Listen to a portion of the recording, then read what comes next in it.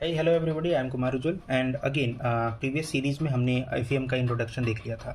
अभी इन सीरीज़ में एफ को कंटिन्यू करते हुए हम लोग समझेंगे कैलकुलस ऑफ वेरिएशन को।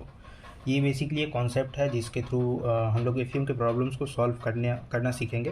Like how can we solve these problems. अगर एफ के बारे में बात करें तो हमारे पास एक डिफरेंशियल इक्वेशन आती थी और गवर्निंग डिफरेंशियल इक्वेशन को सॉल्व करके हम अपने सॉल्यूशंस के पास जाते थे।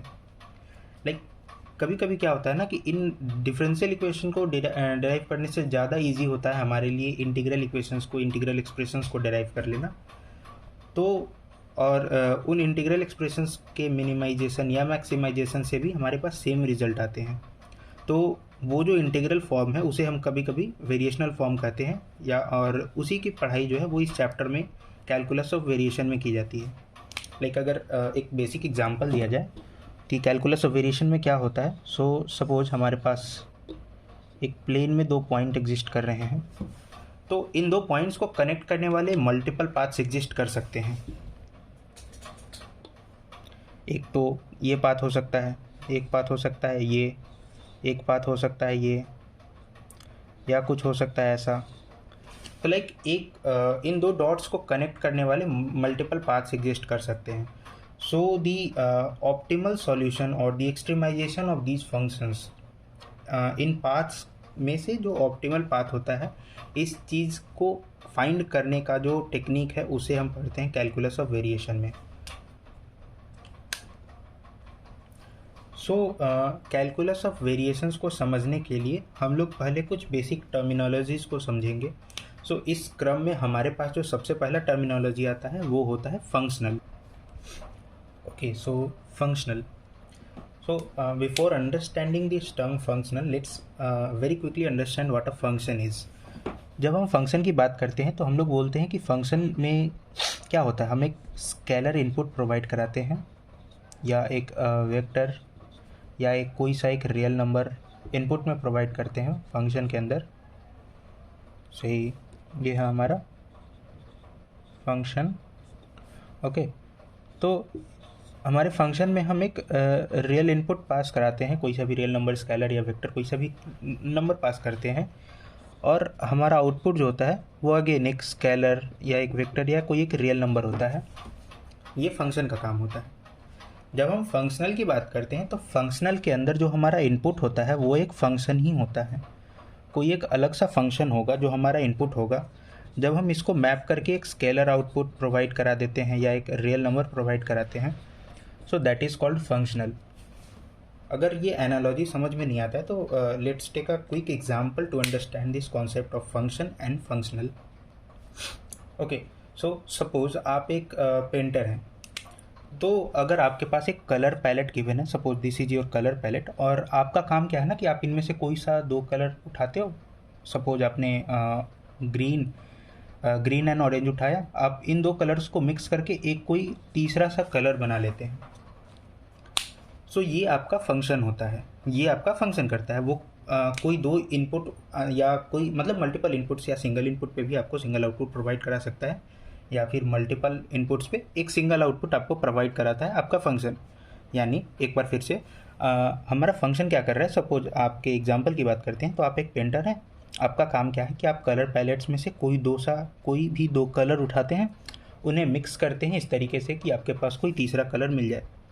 ये था आपका फंक्शन का बेसिक काम।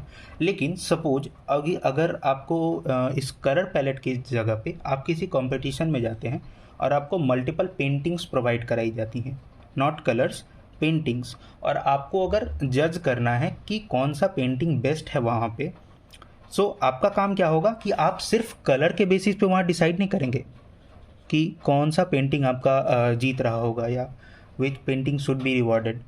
आप वहाँ पे मल्टीपल फैक्टर्स को कंसिडर करेंगे। लाइक हो सकता है कि आप कलर पेंट के ब्यूटी को कंसिडर कर रहे हो, कॉम्प्लेक्सिटी को, ओरिजिनलिटी को कंसिडर कर रहे हो। तो उन सारी बातों को ध्यान में रखते हुए आप अपना जजमेंट प्रोवाइड कराते हैं। That is basic idea of functional. यानी फंक्शन में आप किसी सिंगल आर्गुमेंट को अपना जजमेंट क्राइटेरिया बनाते हैं। आप एक स्केलर वैल्यू को किसी मैप के थ्रू पास करा के, यानी कि आप अपने फंक्शन के थ्रू पास करा के एक आउटपुट प्रोवाइड कराते हैं, that will be your real number. ये आपका फंक्शन करता है। बट आपका फंक्शनल जो होता है वो मल्टीपल फंक्शंस ऑफ फंक्शन होता है।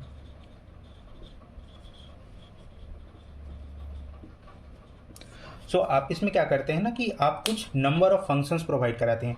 लाइक कलर अपने आप में आपके लिए एक फंक्शन था, हो सकता है कॉम्प्लेक्सिटी आप अपने आप में एक फंक्शन था, ओरिजिनलिटी अपने आप में एक फंक्शन था। आपने उन सारे फंक्शंस को अपना पैरामीटर बनाया, उसके बेसिस पे आपने अपना जजमेंट प्रोवाइड कराया, दैट इज़ योर फंक्शनल।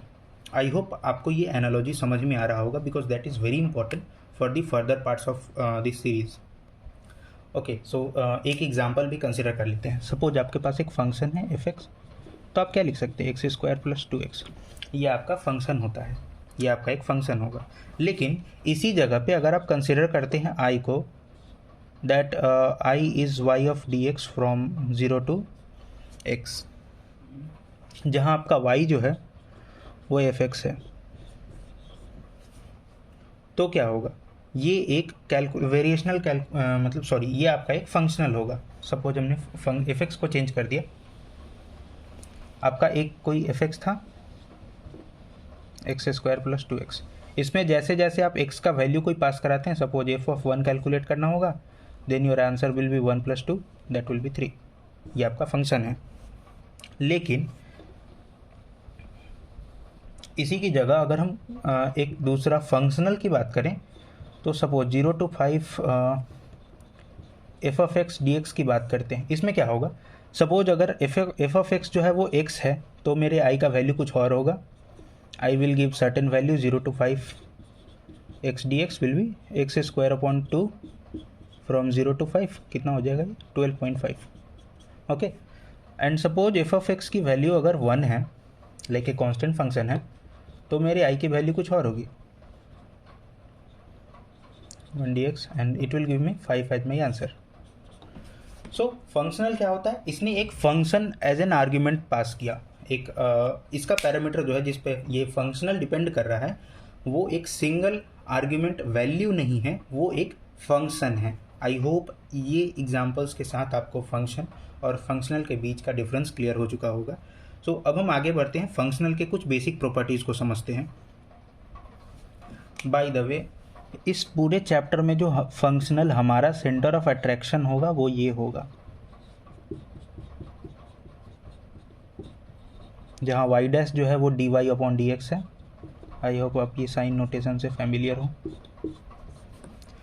सो इस पूरे चैप्टर में ये जो आई है ये है हमारा फंक्शनल, और इसी फंक्शनल को कंसिडर करते हुए हम कैलकुलस ऑफ वेरिएशंस को समझने की कोशिश करेंगे, और इसके थ्रू ही हम बाकी जो भी कॉन्सेप्ट्स होगा हमारे इस चैप्टर के लिए, इस सीरीज़ के लिए, उसको कंसिडर करेंगे।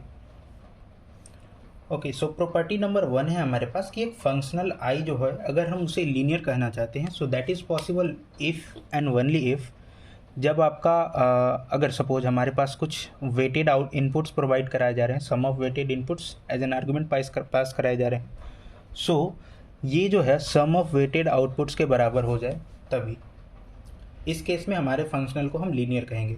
एंड सेम गोज़ विथ अगर हमें फंक्शनल को बाई लीनियर कहना है, सपोज हमारा फंक्शनल आई है और हम उस फंक्शनल आई को, या फिर आई नहीं से बी है, इसे हम अगर बाई लीनियर कहना चाहते हैं, तो सपोज अगर alpha y1 plus beta y2 and z, यहाँ पे दो फंक्शनल इनपुट्स थे, y एंड z, दो फंक्शनल इनपुट थे इस फंक्शनल के लिए। सो ये एनालॉगस होना चाहिए beta of y1z, not beta, sorry b, plus beta times of b y2z। अगर इसके बराबर होगा तभी हम इसे बाईलीनियर कहेंगे। इस कंडीशन में ये क्या होगा, bilinear. And same goes for z also, like इस यहाँ पे वेटेड इनपुट्स प्रोवाइड करने की जगह हम z पे भी प्रोवाइड करा सकते हैं, उस कंडीशन में भी ये बाईलीनियर होगा। सो ये था फंक्शनल का कुछ बेसिक प्रॉपर्टी। नाउ सपोज आपके पास ये जो 3 एग्जांपल्स दिख रहे हैं, इसमें पता करना हो कि क्या ये फंक्शन है, क्या ये फंक्शनल है, या ये कुछ भी नहीं है। So how will we determine कि ये क्या है हमारे पास। तो अगर हम फर्स्ट एग्जांपल को कंसिडर करते हैं, तो लाइक अगर इसे हम इंटीग्रेट करते हैं तो ये 0 to 3 के डोमेन में इंटीग्रेट हो रहा होगा, और ये हमारे पास एक डिफिनिट वैल्यू प्रोवाइड कराएगा।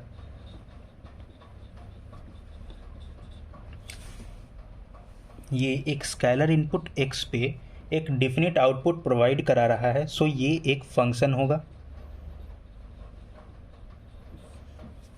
Okay, now consider the example B, x plus sine x plus 5x square e raise to power x। अगर हम सिर्फ इतने टर्म्स को ही कंसिडर करें तो इसका तो एक डिफिनिट आउटपुट दे देगा, बट इसके अलावा से वो डिफिनिट आउटपुट को हम d बोल रहे हैं, बट उसके अलावा वो 0 to 3 y dx होगा। अगर हमारे पास एक रिलेशन y का x में नोन है, like if we know that y is a function of x somehow, हमारे पास अगर ये गिवन होता है, then example b will be a functional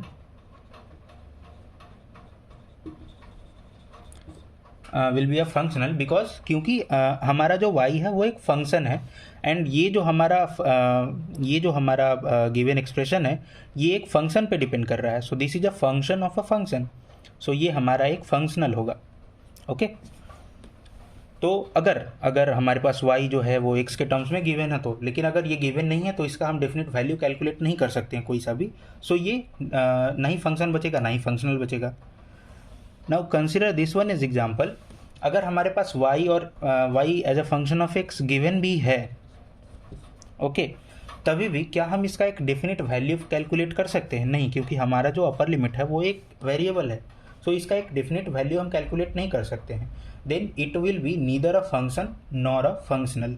okay, so I hope इस वीडियो सीरीज में जो मेन मोटिव था वो ये था कि हम फंक्शन और फंक्शनल के बीच के डिफरेंस को समझ सकें, कैलकुलस ऑफ वेरिएशंस में क्या होता है ये समझ सके। इसका एक वेरी ब्रीफ आइडिया मैंने आपको दिया था, वो पॉइंट वाला।